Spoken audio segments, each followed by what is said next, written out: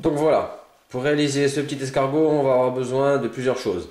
Pour commencer, il va nous falloir de la pâte à modeler. Ensuite, quelques petits outils. Donc là, un petit couteau en plastique, un petit outil avec une petite pointe et un petit plat au bout, et un outil avec une pointe fine, une pointe un peu plus grosse. Et pour finir, deux petits ressorts qui serviront à faire les antennes. Donc voilà, on a tout. On peut commencer. Voilà, donc on peut commencer à réaliser le petit escargot. Donc j'ai préparé des petites boules, deux pour les antennes, une pour faire les pupilles des yeux, deux pour faire les yeux, une pour la coquille, une pour le corps et une pour le nez. On a nos deux petits ressorts pour faire les antennes. Ça, je les mets à côté, on les prépare à côté. J'ai mes outils. Voilà, normalement, celui-ci devrait suffire. Mais c'est toujours bien de préparer 2-3 outils au cas où. Donc, je vais commencer par le corps. Donc le corps, avec ma boule, je vais faire une forme de carotte en fait. Voilà. Donc, je prépare ma carotte. C'est pour faire le corps de l'escargot. Donc on essaie de faire de façon la plus régulière possible. Une pièce, plus elle est régulière, plus elle fera fini. Surtout en pâte à modeler, quoi. Éviter tous les petits trous, dans la mesure du possible, bien sûr. Voilà, donc j'ai une forme de carotte relativement droite. Voilà. C'est les bouches du corps de l'escargot. Donc voilà. Je vais, en appuyant de façon régulière autour de la tête, délimiter une petite forme. Voilà. La tête est prête. Tac. Petit coup. Voilà. Hein, forme simple. Jusqu'ici, rien de bien compliqué. Voilà, donc je récupère ma pâte à modeler pour faire la coquille et je refais le même processus. C'est-à-dire je recommence à faire une petite carotte. Mais cette fois, je vais la faire légèrement plus longue et plus affinée.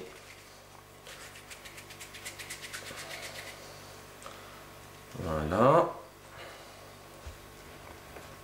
Comme ceci. On aplatit un peu. Voilà.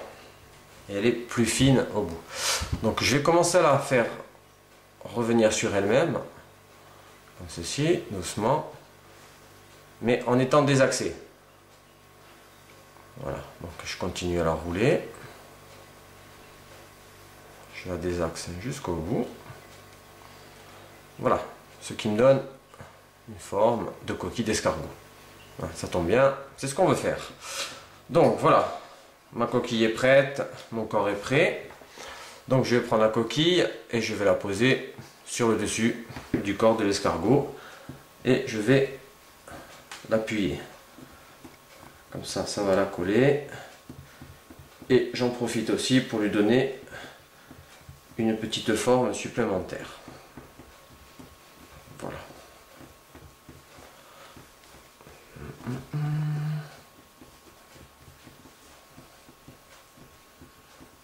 Donc, ma coquille est terminée. Voilà. Tac. Donc, nous avons notre corps, notre coquille.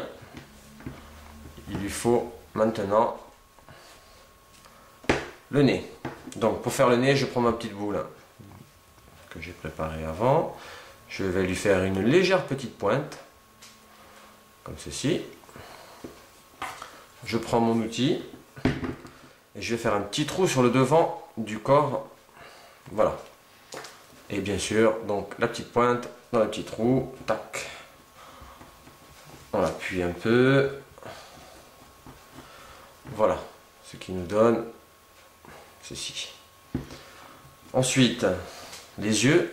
Donc je prends mes deux petites boules blanches que je pose en appuyant sur le devant. Voilà, comme ceci. Je prends un petit bout de noir, je vais lui faire les pupilles. Voilà. qu'il ait un regard. Essayer de faire de façon identique. Voilà, ça lui fait son regard. Donc, la coquille, le corps, les yeux, le nez. On va lui faire les antennes. Donc les antennes, je prends mon petit ressort et je vais le visser dans la petite boule de pâte à modeler. Voilà, un petit ressort, ça se visse très très bien. Et ça tient normalement très bien. Une fois vissé, je vais la visser dans la tête.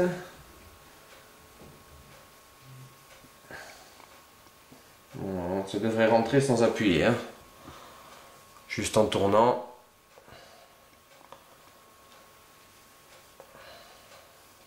Voilà, il faut éviter de mettre une boule trop lourde, sinon ou un ressort, il faut mettre un ressort un peu plus épais.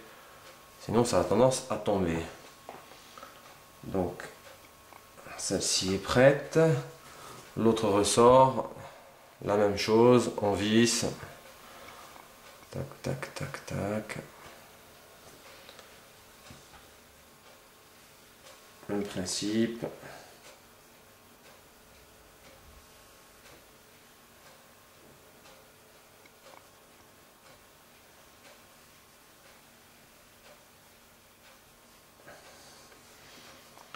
Et voilà, notre escargot est terminé.